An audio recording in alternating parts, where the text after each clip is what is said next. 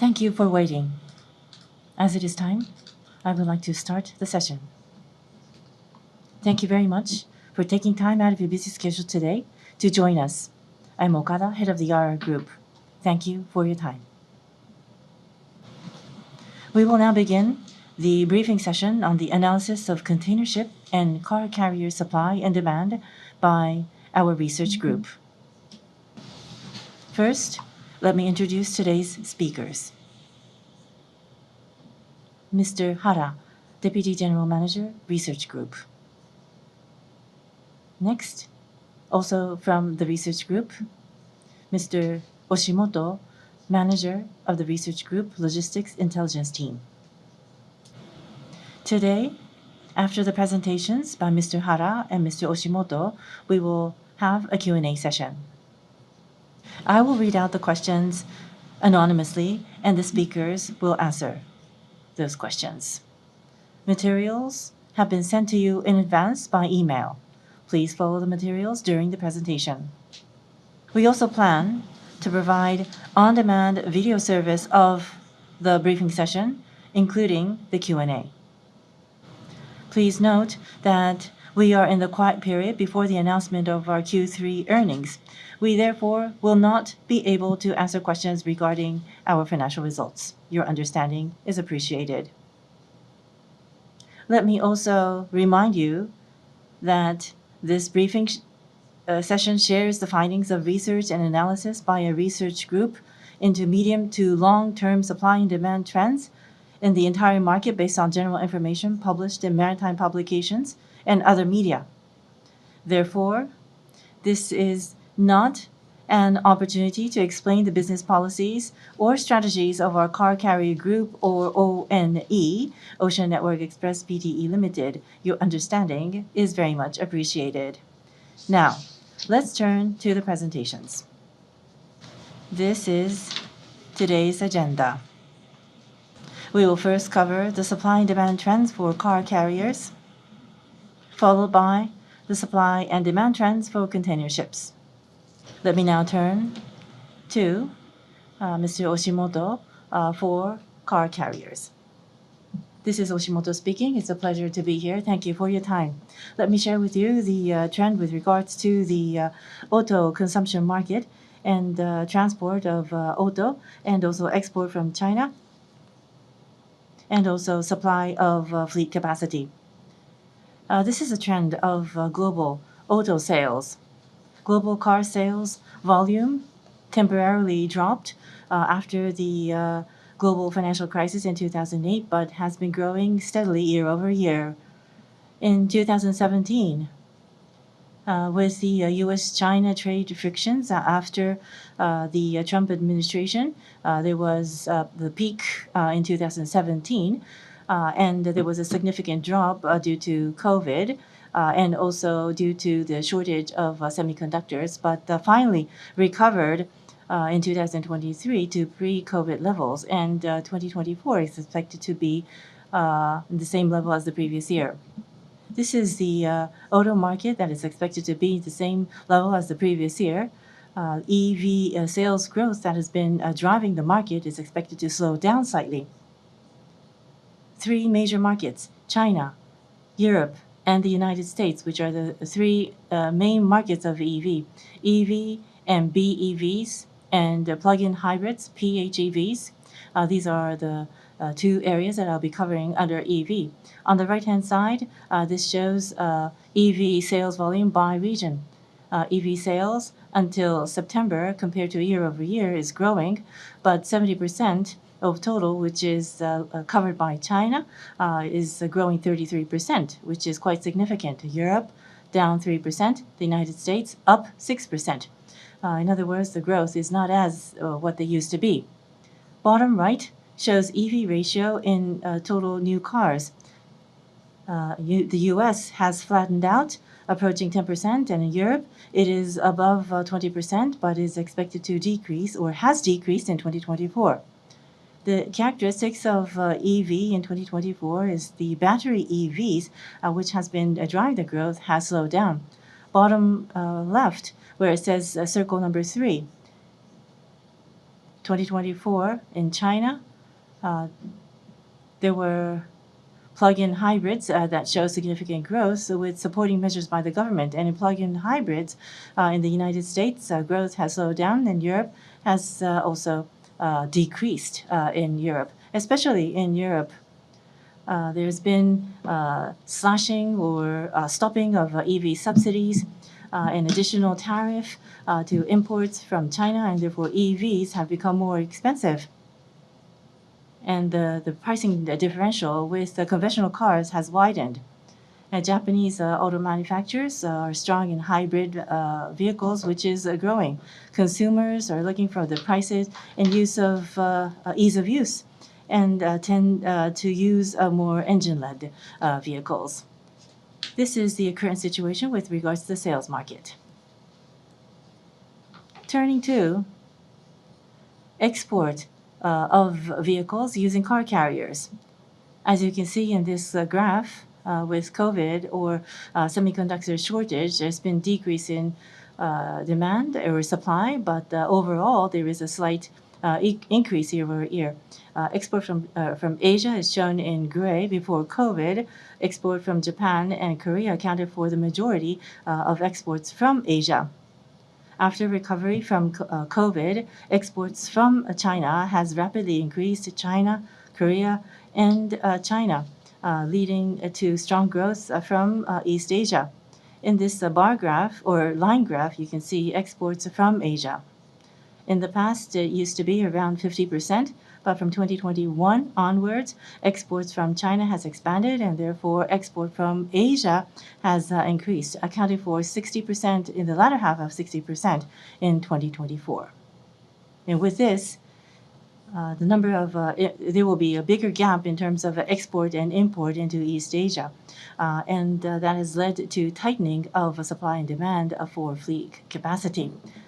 With exports increasing from Asia, import into Asia has not changed over time in the past 10 years. Graph on the left looks at the export divided by import. The difference was around 3 to 4 times between the two, but in 2024 it has exceeded to more than 5 times. 1 year ago, forecast is shown in the blue line. And the export-import gap has widened, which means that the demand and supply balance has tightened from our forecast from a year ago. Turn to the graph on the right-hand side. This is the transportation distance per vehicle. You can see this rapid increase or take up from 23 to 24. A large part of this is because of the rerouting via the Cape of Good Hope because of inability to use the Suez Canal. Even if Suez Canal was operable, we could expect that the growth had been quite significant.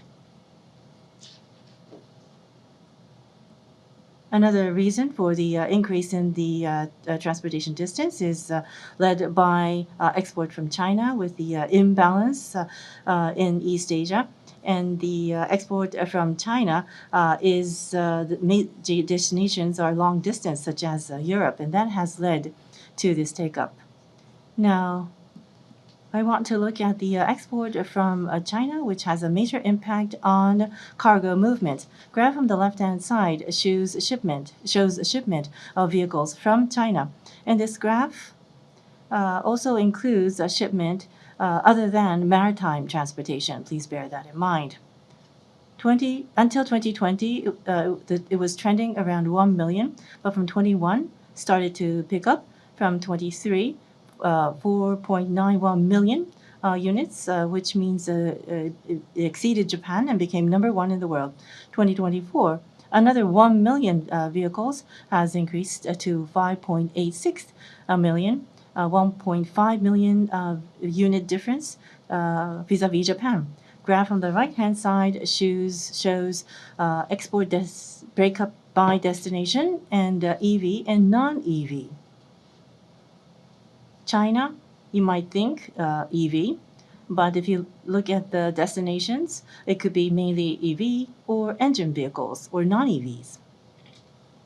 Belgium, UK, European countries, And Chinese manufacturers constructing plants in certain countries where EV is made by some Russia or Middle East engine vehicles or non-EVs are the mainstay. So you can see there is a big difference in the trend by country. So export from China and for the destinations, import of finished vehicles are on the rise. And so from the importing countries are taking countermeasures against China. There are countervailing tariffs, which is mostly known, but in Turkey or Brazil, these are countries that have additionally introduced tariffs for China-made vehicles. As a result of additional tariff, vehicle prices could go up, and therefore it could lead to decrease in cargo movements. And Chinese manufacturers are building local plants and taking countermeasures against these initiatives. Even if the volume of transportation might not change, the distance could be reduced over time. I would also like to see from the fleet capacity supply. Please take a look at the graph on the left-hand side. So there were 800 car carriers in operation, and the number of new build vessels contracted has passed its peak. Graph in the middle shows ships delivered and new builds on order book. As for the ships delivered in the line graph, in 2025, it's 44, which is 4 times the previous year. In 2025, we expect this to exceed 70. Ships delivered in 2025 is expected to peak, and rapid increase in fleet capacity could end. And the charter rates, which had been soaring, appears to have reached its peak, but is still at a high rate compared to the past. 2024 fleet capacity supply has exceeded 800, as I said, and the average vessel age is at the highest level, historically high level, and therefore the age of the vessels have become high. With the impact of a global financial crisis, more than 100 were scrapped in 2023, but 2021, and the age average was 10 in 2024. And as you see in the pie graphs on the right-hand side, less than 10 accounts for the majority, and less than 15 accounts for 3/4 of total. Against this reality in 2012, average is 16, as you see in the graph on the right-hand side, and vessels that are aged less than 10 account for even less than 1/4. And after COVID, demand for car carriers have increased, and there are very few that are being scrapped. For new builds, you can tell that aged vessels are in operation. If freight rate goes down, if there's excessive capacity, there will be vessels that could be scrapped. And in 2009, more than 100 vessels were scrapped in 1 year. This kind of initiative could be possible. Lastly, I'd like to give you our future demand and cargo movements analysis. As factors easing the supply-demand situation, the resumption of the Suez Canal passage from 2023 to 24, the per-vehicle transportation distance has extended a lot. However, suppose that the reopening of the Suez Canal will become reality, and then this distance will be back to the normal level, and the reshoring in the US and the EU, etc., and also increasing exports from China will be worried, and therefore there is a movement in order to protect the manufacturing in their own countries.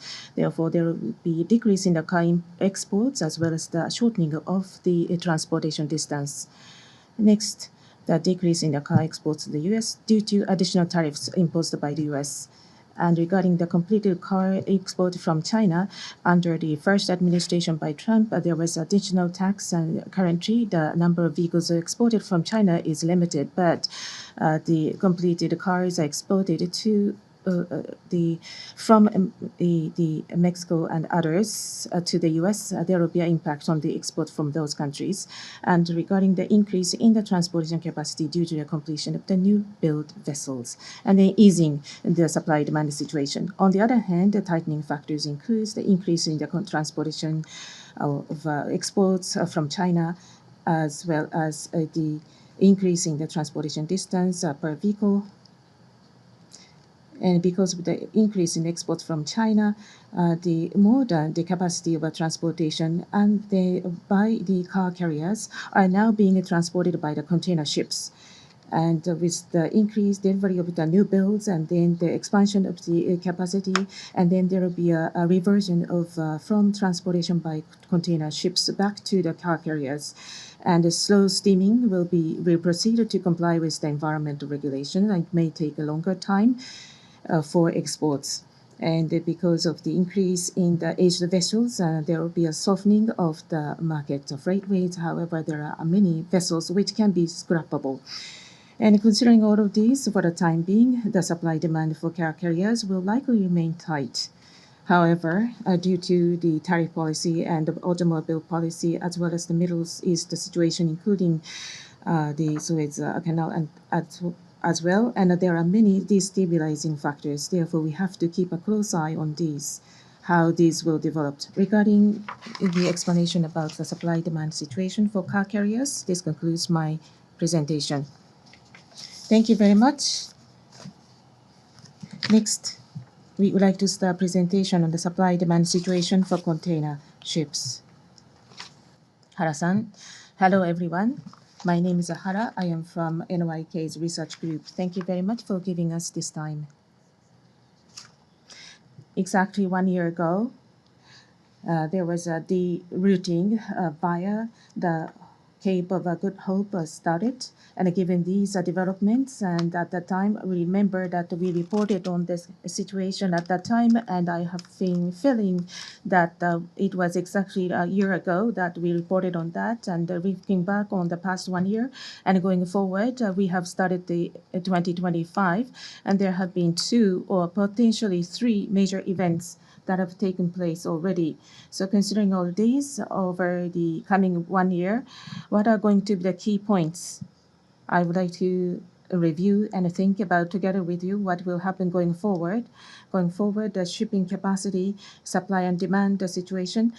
We would like to share with you some assumptions and key points to be considered as a common understanding together with you. And what you see is the SCFI Composite Index, and the current data is as of 17th of January this year. On 17th of January, there was a big event. 159.86 points decline, and reaching this composite index back down to 2,130.82. On the 15th of January, there was announcement of the Gaza ceasefire announcement, and there is a potential resumption of the Suez Canal passage, and then supply-demand situation is expected to soften. Therefore, this has decreased the market freight rate. However, regarding the timing to reopen the passage of the Suez Canal, these are contingent on the potential ceasefire or ceasing by the Houthis of the attacking on the commercial vessel, and also confirmation of the stability and the safety. And it is not seen yet when it will come. And regarding on the 10th of January, in the past week, there was a decline sharply on the freight rates because of the port strikes on the East Coast was averted. Therefore, there has been a significant decline in the market freight rates. On the right-hand side, you can see since the October of 2024, we have presented to you this chart. Looking back this time around the year, last year, since the start of the retouring via the Cape of Good Hope, and then there was the improvement or increase of the freight rate on the market, and then staying on flat. And at around the Golden Week or in May, front loading started, and then there was an increase in the cargo movements, and then through the early April, early July, there was an increase in the market freight rate, and the peaking in July, and it started to decline, and it is derived from Europe, and there was a catching up by the delivery of the new build ships. Therefore, this has caused the start of the softening of the supply-demand situation in the shipping capacity. Having said that, last year, compared to the level a year ago, still the current level is higher than what was recorded a year ago. That is the current situation. More specifically, the factors for these changes are going to be reviewed in depth. What you are seeing now is the labor management negotiation on the East Coast of the United States.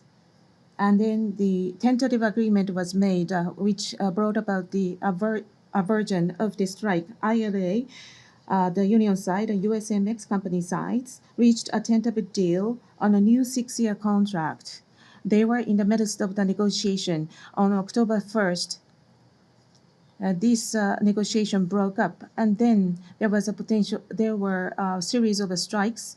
But after that, both sides continued on the negotiation, and on the 8th of January, both sides agreed upon the tentative agreement that was announced, and what kind of impact that has brought about. In the box here, I have emphasized the change in the supply-demand situation of the shipping capacity due to the agreement made on the negotiation between the labor and management side. The demand has declined because there was no need for preparing for the increase of the capacity to prepare for the strikes. When strikes arise, and then during the strikes and then on the port, there will be a delay of overstaying of the vessels in the port. Therefore, the shipping capacity will be tightening, and that has been tightening of the supply of shipping capacity due to congestion has been avoided. Therefore, it has eased the supply-demand situation of the shipping demand, therefore dropping the market freight rates. And then the stringent supply of the shipping capacity has been avoided and easing the supply demand, and that has affected other routes than the North American routes and the Europe as well as the others, including the Asia routes. And that is something to mention here. Due to the tentative agreement, what will happen going forward? Both labor and management have not published in details. However, through some market sources as well as other media and disclosures, and wage increase is expected to be by 62% over the coming 6 years. And the union requested 77%, but the USMX sides presented 62% increase. The primary request was 38 response, 38% ILW on the West Coast. And this was the wage increase ratio agreed upon on the West Coast. And October 1st, that immediately before the expiry of the contract, the company side presented 50%, but this was not satisfactory to the union side. Therefore, the company changed the plan to 62%. According to Washington Post report, this 62% increase of the wage was because of the pressure given by the White House on the part of the companies. This has been politicized in the labor management negotiation.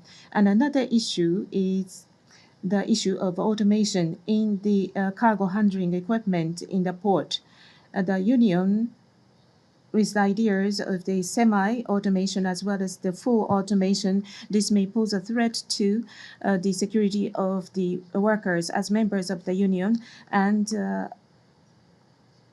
they were supposed to reach agreement by the end of October. However, the continuing the negotiation as of October. However, their stance has changed to be more receptive in the end to this proposal for automation, because this is seems to be necessary, because on the East Coast and also Gulf area port facilities, In these areas, the population is increasing in these areas.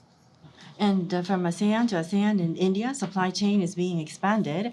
In other words, the production site is going to shift to those areas, meaning a shorter distance, North America, East Coast, service to East Coast, or cargo ratio to the East Coast is picking up. This is the current situation as we see it. And because of that, for example, New York or New Jersey, CMA, CGA, container terminal, 24,000 TEU gantry cranes are being installed for that purpose. So cargo volume that is increasing, they need to cater for that. And this is the city area, urban area, which means that they don't have much space to expand the yard area. In order to address that, automated cargo handling equipment will be the solution for that. And there are other related information and data at the bottom of the slide. And if you see at the box in the middle, wage increase is pushing up terminal handling charge. This is also something that we would like to confirm. Terminal handling charge, how much increase per handling? It's an increase of $125 to $150. Currently, it's $400 to $500, according to Professor Jason Miller of Michigan State University in his trial calculation. So cost increase is expected in the future. And if you look at bottom right, port labor negotiations are being politicized. That is also another feature that we need to highlight. During the elections, ILA, the union, did not specifically mention which party it is supporting and was successful in winning support from the current and the candidate for the presidency. In the towards the end of the negotiations, the president-elect expressed support for the union.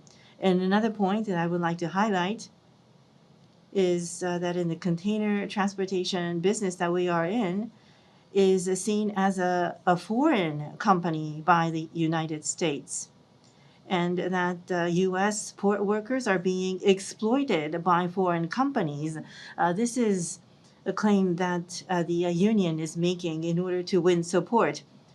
President Biden in 2022 said that and criticized container ship companies owned by foreign enterprise as the main source for inflation. And if you could turn to the next slide, this is the expectations for resuming Suez Canal passage with the ceasefire agreement in Gaza. Resumption of the Suez Canal does not necessarily be expected as a result of the ceasefire agreement. It is contingent upon an end to Houthis' attacks on commercial vessels in order for the Suez Canal to reopen for passage. So what does that mean when we say contingent upon an end to Houthis' attacks on commercial vessels? From the 15th to the 21st of January, there's been some changes in the attitude of Houthis, as you see inside the middle box. A full pullout from Gaza that has been conditioned by Houthi on the 15th of January. It's included in the second phase of ceasefire.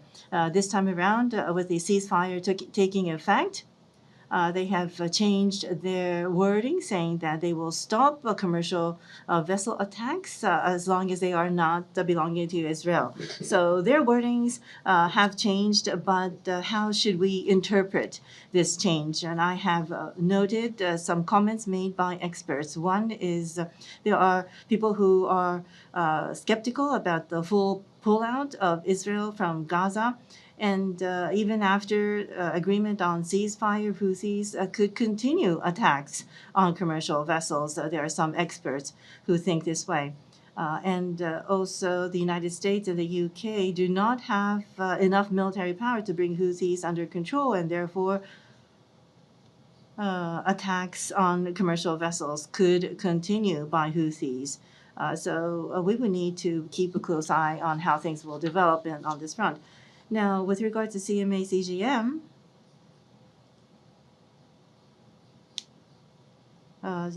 have continued to provide services to go through the Suez Canal. It's quite limited and restricted, but Asia Mediterranean route, that's where Suez Canal passage is made available with being escorted by French vessels. But this service from CMA had been contemplated for the North American East Coast route, but this has been taken down, withdrawn, because cargo insurance was not offered, could not be provided, and therefore the shipper was against this idea. One point I would like to confirm is that we would need to ensure the safety of the vessels, and also having cargo insurance coverage is necessary. These conditions has to be met in order to resume the passage of the Suez Canal. So we do not see the likelihood of reopening of the Suez Canal for passage, but we would like to wait until that is made possible as soon as possible. So already we are seeing these big developments taking place, and I want to go into the crust of my talk. This is the outlook of container transportation in 2025. Increase rate of capacity and transportation demand. You can see the bar graphs on the right-hand side. Blue is increase in fleet capacity. Light green is growth in demand in TEU miles. Cargo movement is shown in dark green. So 23 to 24 and to 2025, you can see the change over time, especially the supply of fleet capacity from 23 to 24. In both of these years, fleet capacity growth rate remains high. In 2024, the growth rate was 10.7%. Much 17% was the increase of the demand. And this is primarily because of the rerouting to the Cape of Good Hope. And from 24 to 25 on the far right, supply of capacity and demand for capacity both are expected to decrease. There is growth rate somewhat, but high growth has become middle or low growth, especially demand in terms of DEU miles from 17 to 3.0%. This is the extent of decrease. And going detouring through the Cape of Good Hope, there are no other opportunities, and therefore capacity demand is quite similar to the growth rate of cargo movement. But in 25, I'm assuming rerouting via the Cape of Good Hope. In 23 or 23, supply growth and the demand growth, the gap is not expected to be as great as in 22 or 23. But having said that, if you see the box on the bottom left, in the case of reopening of the Suez Canal for passage, there is expected to be a sizable oversupply. A little under 2 million or 2.2 million TEU will be generated in a short period of time, and therefore potentially causing a sudden easing of the capacity supply-demand balance. So taking these into account, let me also look at the changes in the fleet capacity, supply, and demand. What you see here is supply and demand, supply on the left-hand side, demand on the right-hand side. And the top part are the items that will lead to tightening of supply and demand. And what you see at the bottom of the slide will lead to loosening, easing of supply and demand. In green, the diagram that you see in green is what I have covered as base case on the previous slide. 5.2% increase in fleet capacity and TEU miles. Transportation demand will increase, or capacity demand will increase by 3.0% year-over-year. And what I would like to share is that 5.2% increase in fleet capacity, but at the beginning of the year, it was 0%. And throughout the year, with the new builds being delivered, it will lead to an increase of 5.2%. Then, with the 5.2% increase of the fleet capacity, and with this increase, how are there going to be adjustments? Intentional adjustments may be made, but through the congestion and other factors, the capacity may be absorbed. So one of which is the port congestion. Currently, at around the end of the year, there was a worsening of the situation there. And also going forward, the alliance will be newly started, and then there will be an unstable operation of the main vessels. There will be a frequent replacement of main vessels. Therefore, given the congestion in the ports, there may be a delay caused by these unstable operations.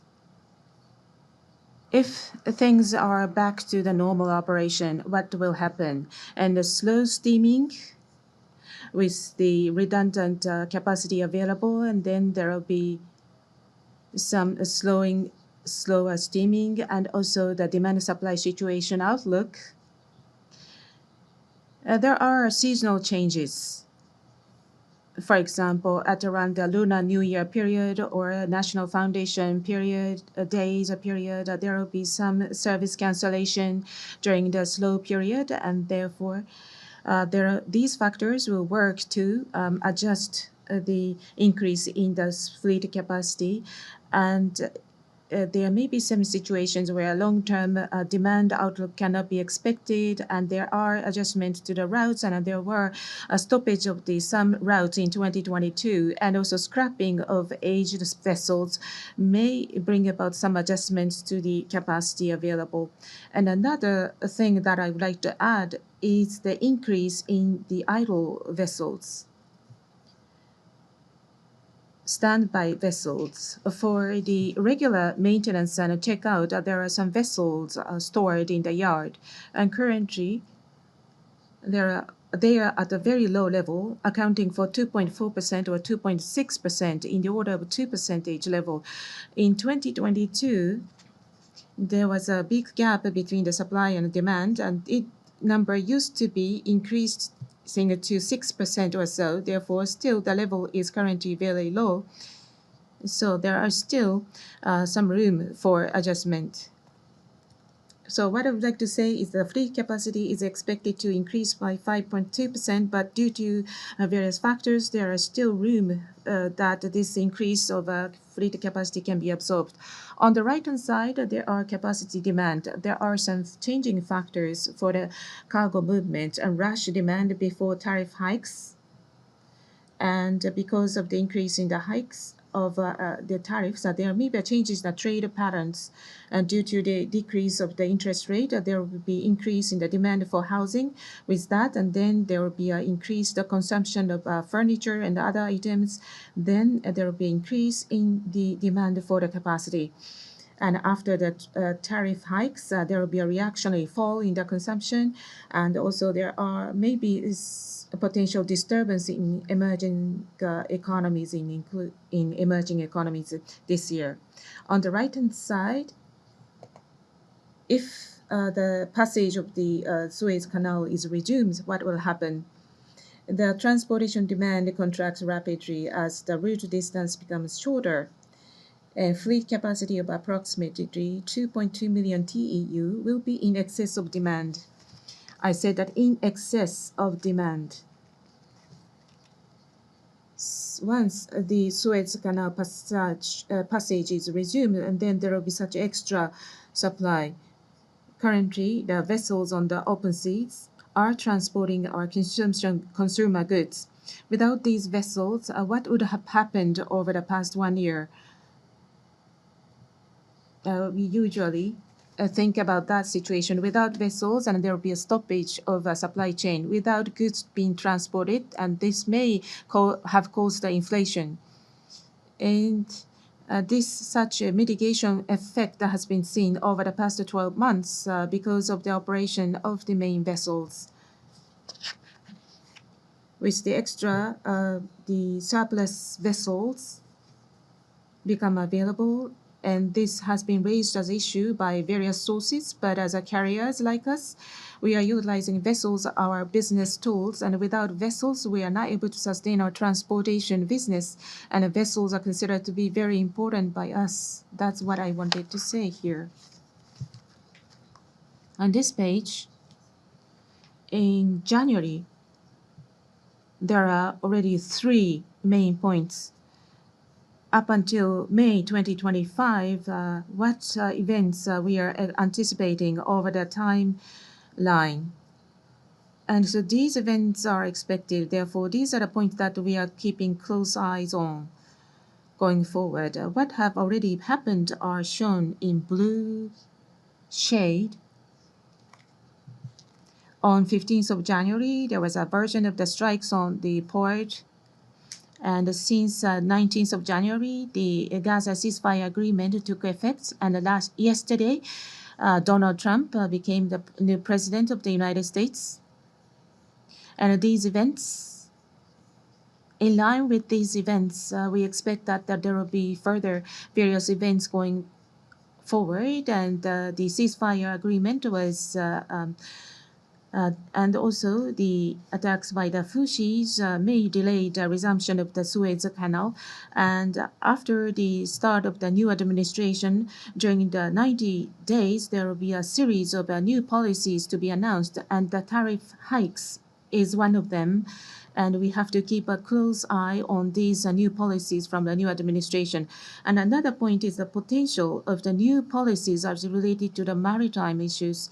Since the end of last year through today in January, the American government has been announcing various information in various ways. Therefore, I would like to explain these after this in more details. In the middle, the port congestion as well as the fleet supply and the alliance main vessel replacement may have some kind of impact on our operation. Therefore, we have to keep a close eye on that as well. And also cargo movement as well as the freight rate market. And as of the end of 3 million TEU, a new build 10.7% increase of the fleet capacity was seen at of the end of December. However, there was a room for increase in the freight rate on the market, and that was the starting point for anticipating the freight rate for this year. And after the Lunar New Year, how the cargo movement will develop. That is something that we have to closely watch. And President Trump has taken office, and what changes will be brought about. Since this morning onward, we have seen various media reports on the day one after the inauguration. The tariff hike was not made. However, on the 1st of February, there will be 25% tariff rate, which will be imposed on the Mexico and Canada. And then the cargo movement, China, India, ASEAN, Canada, Mexico, and America. I would like to take a look at what will happen to the cargo movement. In pale blue arrows, you will see these factors causing the decrease in the cargo movement or lanes. In the warmer color, the arrows shows the factors which is expected to increase the cargo movement, port pair. And for the United States, decrease in China will be alternated by the bypass production. Therefore, it is not expected to decrease. Through the bypass production, there are now transportation of the components from China to the Asia or ASEAN countries. And there are such changes in the supply chain. So intermediate goods transported to Asia or China, India movements of cargo is expected to increase. So on and off, on the right top corner, you see and from China to from Canada, Mexico to the US, and this will be transported mainly by the rail and the trucks. Therefore, when it comes to maritime transportation, which accounts for a small portion, therefore, we expect that there will be a slight decrease. And from China to Canada or Mexico, transportation will be reduced, and then from China to Canada or Mexico route, there will be a change in the cargo movements. There is a time lag, but we believe that we have to closely watch the developments there as well. Currently, what kind of a situation do we have now? To Mexico, shippers who are transporting goods to Mexico, we ask the sales reps who are in charge of that account, and the production and the sales plans have to be formulated based upon which the components and the materials will be sold or procured. And that is the process they are currently working on. And therefore, if there are any changes in the production plan or sales plan, that would also suggest that there could be changes in cargo movement from China. But there will be time difference, and therefore we will keep a close eye on that. And so cargo movement is going to change quite significantly, and that could have an effect on shipping routes. China, ASEAN, India, if there will be a shift in production from China to ASEAN or India, there will be greater reliance to US-bound East Coast routes, and there will be increase in production in ASEAN and India that would increase cargo movement within Asia, and higher demand for small to medium sized container vessels. So there could be changes in fleet, and also fleet capacity could also change over time. Now, changes in container inventory management. Trade patterns change would suggest that the flow of empty containers will also change. And therefore, sales of containers or marketing operations and the container management of inventory could also change. This is a model that I have shared on the screen. I would love to go into details, but I just would like to share the slide and would not go into details. And this slide that you're currently seeing refers to maritime policy changes. In the past, U.S. president or the U.S. On the Hill has maritime issues been highlighted as topic. In 2002, the Maritime Act was amended. That is the most recent amendment. But what has taken place since then? And what were some things that has led to that? This is the OSRA 22002. And what you see here are some developments that had taken place since the end of last year inside the two boxes. Ships for America Act. It was a bipartisan bill that was submitted to the Congress in December of 2024. And the key provisions of the bill is about increasing the number of U.S. flagged vessels, strengthening the shipbuilding industry, and expanding and training the workforce. And as for cargo imported to the United States, there will be targets set for the use of U.S. flagships in handling imports and additional tariff on Chinese flagged vessels. And last week, USTR published two reports. Whether China is in compliance with the WTO rules, a report on that. And also another one, which is a maritime related report. Chinese is not following WTO rules. China is hostile to the United States, and especially the shipbuilding industry in China is in overproduction capacity and therefore inhibiting competition. And shipbuilding container manufacturing, chassis manufacturing, China's share is very high, and the supply chain is being dominated by China. So the United States is keeping a vigilant eye on that. China's maritime dominance is unjustified and therefore could be subject to China, therefore is subject to additional tariff and import restriction measures are actionable. So products that are produced overseas and IP are being targets for actions, sanctions in the past, but now the supply chain itself appears to be controlled by China.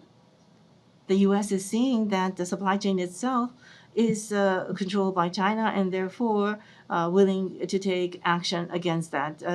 Those are some suggestions that I've taken from these two reports. So the Maritime Act has been amended, and more recently, winning back the Panama Canal has been mentioned by President Trump.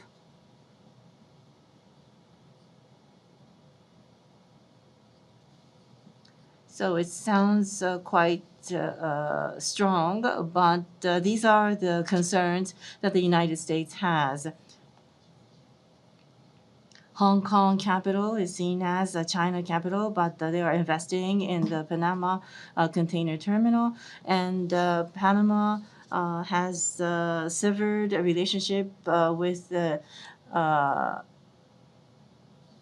United severed ties with Taiwan and signed on to China's Belt and Road Initiative, and therefore it could be a choke point for business going forward. Those are things that seems to be of a concern.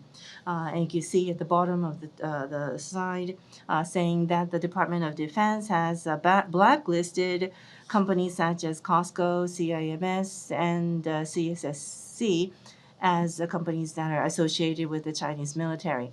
Then moving on to the topic of alliance restructuring, and I want to focus on the trends in main vessel replacement because when the main vessels are replaced, phase in and phase out, the schedules could be congested, and therefore there will be further congestions in the ports, and there could be a shortage in the fleet capacity. That is a concern that could become possible.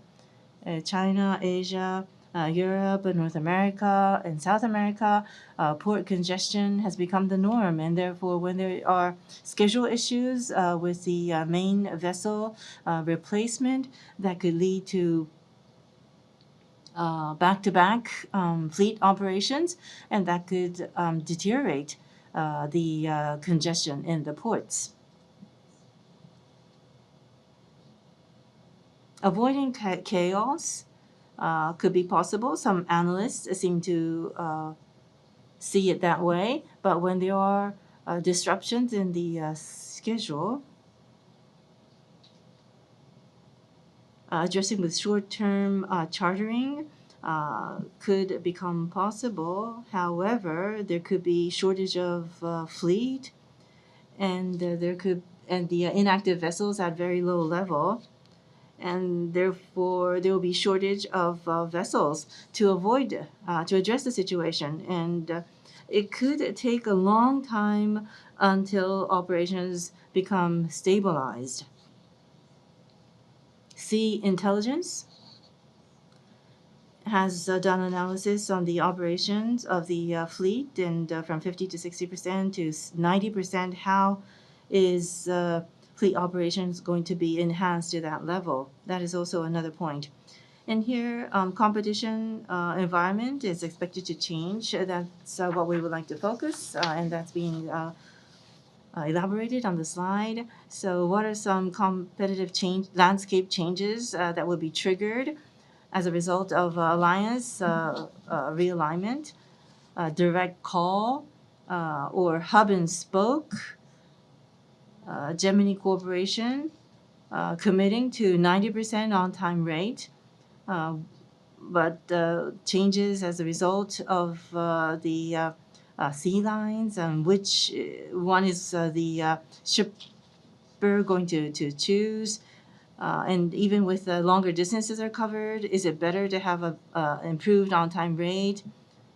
And there could be differences in preference across shippers. So long-term contract rate negotiations is currently underway, and therefore we would like to keep a close eye on how things will develop on that front. If Suez Canal resumes operations, what changes will we see? In short, ship scrapping volume is going to increase with shorter distances. Transportation demand will shrink, and therefore scrapping volume will increase. As you see on the right-hand side, the graph that you see covers from 2003 to 2026. Of course, this is an estimate.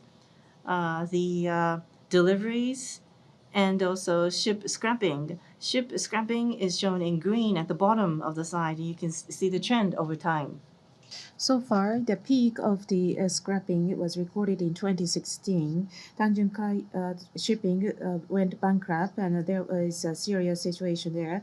In 2021-22, and there was a stoppage or choking of the logistics flow, and there was an increased demand for the vessels. There was a very low level of scrapping, and then in 2022 it started to increase, but in 2024 the scrapping level was below the level recorded in 23 because of the increased demand for capacity, and also towards the restructuring of the alliances. There were maintenance ongoing for this fleet. Therefore, there was a robust demand for the fleet capacity. That was the background for this trend. Next slide shows by the carriers and how many aged fleet capacity is held by each company. MSC has the most aged ships over 16 years or older, and 2 million TEU means that this is equivalent to the total capacity of the one, and MSC has and 35.3% of this MSC's total fleet capacity was 6 million TEU, which accounts for 35.3% of this vessels aged 16 years or older. And with the resumption of the passage of the Suez Canal, and there is a higher chance of having scrapping of the aged fleet. So considering these and the container transportation in 2025, we will continue to collect information. And firstly, we desire the return of the peaceful days free from acts of combat. And the outlook for 2025 is based on the assumption via the Cape of Good Hope and the shipping decrease, and the supply of the shipping capacity will change to lower growth than the previous year. However, there are potential various changes in terms of the demand for the transportation, particularly the resumption of the passage through the Suez Canal, when it will happen, and after the resumption takes place, and what kind of impact will be brought about. We have to use our imagination in order to follow the trends. And today, we were not able to touch upon this in detail. However, medium to long-term issues, each container company or industry as a whole will have to work on this. And then once the progress in the environmental measures in line with the increase in the delivery of the next generation fuel tankers, and also the expansion or deepening of the route network in line with each company's business plan, for example, higher density of the route network, we would like to closely watch how these developments will fare. So that concludes the presentation on container ships. Thank you very much for your kind attention. Thank you very much. And that concludes our presentation. Let us move on to Q&A. First question. Let me go to the first question. First question is on auto, car carrier business. long distance of car carrier business, Asia export-import gap has expanded to more than 5 times, as was explained in the presentation. Expansion of the export-import gap, and how does that relate to the longer distance of transportation? Please explain in more detail. That was the question. So, export-import gap in Asia for car carriers was a question. Let's take, for example, on one vessel, 1,000 cars can be loaded. So 1,000 are fully loaded, are carried 1,000 kilometers. So per unit distance is 1 kilo. And when this is imported on one vessel, let's say 200 unit of vehicles are loaded. And so that would mean per unit distance will be 5 kilometers per unit. Simple calculation. Export from Asia is 5 times compared to import. And taking this analogy example, the importing vessel only carries 1/5 of what it has exported. And that is why transportation distance, will become longer. Ideally, export and import carrying the same amount, that would be ideal. But the demand and supply balance in the market and the distribution strategy of the car manufacturers would have an impact. So I hope I answered your question. Thank you very much for your question. I would like to move on to the next question. Next question is about container ships.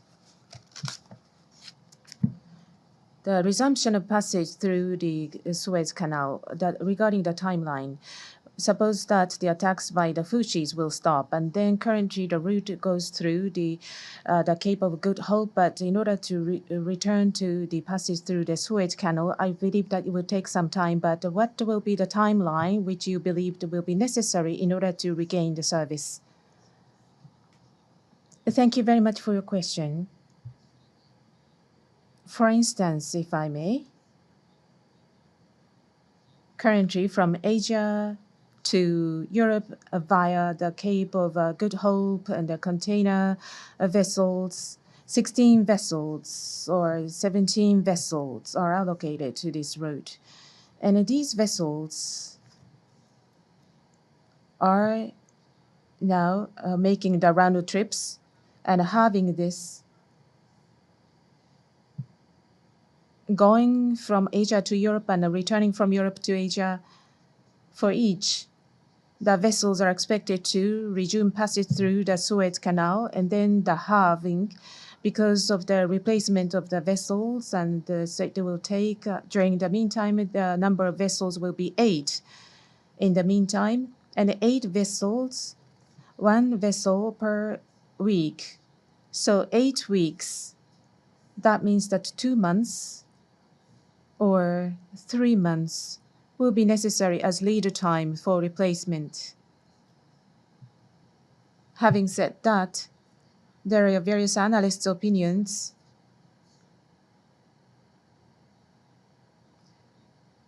Confirmation of the safety, and before resumption of the passage, there needs to be coverage by insurance. Potential insurability should be confirmed as well. So based upon these, it may take as long as 6 months. That is the opinion by some analysts.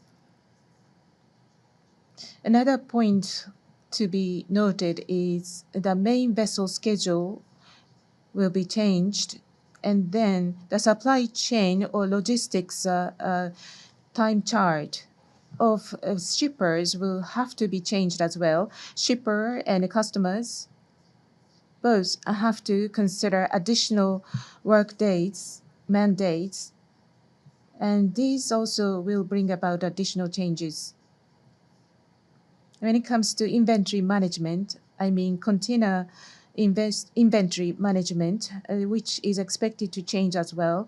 And there are various factors that we have to consider in operation to see when we can see the subsidation of the situation there or resumption of the passage through the canal, 2 months or 3 months, or up to 6 months. So this is the kind of a range of the time frame that we should bear in our mind. Thank you for your question. Thank you for your question. Next question. Next question is about car carrier. Until 6 months ago or so, various media were talking about many ports around the world that EVs made in China are building up as inventory. What is the current situation? EVs are being uh, piling up as stock in the ports, was the question. I have never visited the ports for an on-site research, therefore I will not be able to speak from my experience, but maybe around 6 months ago, on the 1st of July of last year, and this is about Brazil, 1st of July, tariff for import was to be increased. And I asked people who are stationed in Brazil as to what the situation is. Before the month of July, there were piles and piles of China-made vehicles on the ports of Brazil, and gradually those cars were being shipped out of the port after July. I don't know exactly what the situation is in other countries, but that was an example that I could share. Thank you for that. Now, next question is about container. In ASEAN or through India, supply chain is expanding. If that is the case, in ASEAN and Indian ports, are they having the enough capacity to handle cargoes? Well, thank you for your questions. First of all, the capacity of port facilities. Let me explain. In China, for example, Shanghai and Ningbo, currently the number of vessels waiting as well as the containers, volume of containers on those vessels are at peak. Medica's data tells us that the cargo movement starts from China, and suppose that the cargo volume increase further, and then there will be an oversupply of cargo exceeding the capacity of handling by the port facility. And what about the ASEAN? For example, take Manila as an example. At all times, they are suffering from the shortage of supply in the port or in that region. Therefore, I think there are some concerns. But in order to by improving the efficiency of the yard operation so that more containers could be handled, and there are some people who are making efforts to that end. And based upon such efforts which are being made, we believe that there are some concerns. And in other regions, for example, in Thailand, Lavjaman port expansion is being progressed with investment. And as regards to Indonesia, new projects are being advanced. And ONE has invested into the Tanjung Priok in Jakarta container handling facility, still has some capacity available. Therefore, it really depends on the terminal, whether or not they still have a capacity or not a lot of capacity to offer. I think there is a division of different capacities among different facilities. India, the capacity is being expanded in the region, or rather than in the region, but transshipping cargo is being handled, and 24,000 tons TFE vessel can be utilized, operated in facilities which started operation last year. So we would like to keep a close eye on the developments there as well. Thank you very much. Let's move on to the next question. Next question is also about container shipping. More than 16 years in age, 28.7%. Historically speaking, is this high? This is the question. Thank you for your question. Historically speaking, 28.7% is high for vessels aged more than 16. There are less scrappage these days, and that has been ongoing for the past few years, and therefore vessel age is increasing. So 28.7% is a high ratio.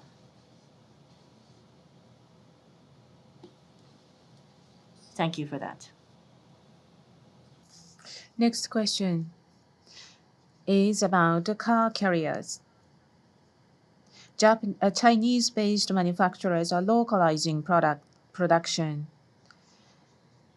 In which country are they entering into, and how the production sites by Chinese manufacturers will change going forward? Chinese manufacturers localization, the production localization was asked. Firstly, they are shifting to Thailand.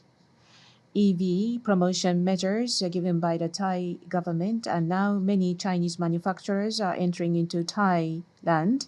And Thai market was mostly the market for Japanese cars, but they are making the breakthrough into that market dominated by the Japanese cars in the past. But now consumers are going away from EVs recently, but the momentum in the EV has been a little bit slowing down, as we reported earlier. Given this situation, Thai government, rather than making plans, but there is obligation to produce certain number of units of cards, and in total, 0.5 million units per year can be produced by having the Chinese manufacturers entering into the Thai markets. And Thailand has become one of the major destination of exports from China. But Thailand has become the exporter as well. So there will be a competition between the cars exported by China and the cars exported from Thailand going forward. So this is something that we have to keep an eye on it. Thank you very much. Let's move on to the next question. Next question is about container shipping. Regarding container ships, continue to operating aged vessels. What are some disadvantages? Please take us through. And realistically speaking, the likelihood of scrappage, how old would those vessels be? Is there a standard? Thank you very much for the question. As for aged vessels, fuel efficiency is bad, so poor efficiency is one thing. The specifications of the engine compared to the most recent, they will be using several generations old versions. And when the orders were placed, the speed of the vessel, what is the knot at which the ships are designed for? For example, in 2008, 2007, for those vessels that were delivered on those years, the speed will be much faster than what it is today. The ships will be built with that assumption, and therefore the assumptions are different. That is making those old vessels to be less efficient. And older vessels will require more maintenance. And I think those will be some disadvantages of keeping aging fleet. But having said that, it's been 30 years since I joined the company, and so I'm one of the aging fleet of the company. But so I would say that keeping good care of the vessels and are being kept in operation through good care and good maintenance. So that's what I want to highlight. And coming to the second part of your question about realistically from what age would scrapping of ships would start. In the Maritime magazine the other day, 2024 ship scrapping, 28.6 years of age was scrapping. Youngest in 2016, 20 years. So 20 to 30 years. This will be the range at which scrapping of the ships will take place. Maintenance and repair and demand for transportation will have an impact on scrapping. Another point from a more recent case, Maersk, with the purpose of replacing of aged ships, has placed orders for 20. This was last month. 2028 or 29 will be the delivery timing. And so around those years, for those ships that are around 20 years or less than 30 years, could be subject to potential scrapping. How many fleet does Maersk have? I have not looked into that yet, but that's the kind of timing that we're in. 2030, GHG emissions restrictions will enter into a new level. So that could have an impact or trigger possible more scrapping to take place. Thank you very much for that. Well, we have approached the time to close, so we'd like to close the Q&A session now. Thank you very much for a very active participation with many questions. And due to the time constraints, unfortunately, we were not able to receive and respond to all the questions you have had. We would like to apologize for that. And with this, we'd like to conclude today's meeting. Thank you very much again for your participation.